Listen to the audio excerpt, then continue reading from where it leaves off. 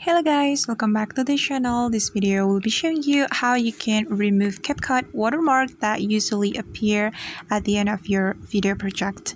Let's get started. Here I have imported my video to Capcut and we're going to remove this Capcut watermark or the Capcut ending.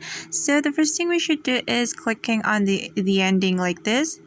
Then we have to click on delete to remove the watermark. Alright, as you can see that the watermark has been removed from our project, but if you create a new project, this Capcut watermark will appear on your video, will appear again. So I'm just gonna show you another way to remove the watermark. We can go to Capcut home screen, then we can click on the Capcut settings. It's right here guys on the top right corner of our screen.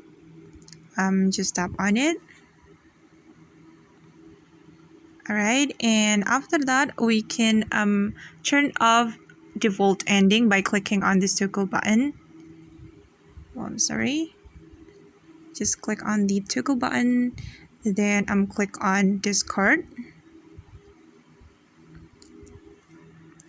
Alright, and now the default ending has been turned off, and if you create a new project, the Capcut watermark won't appear on your video.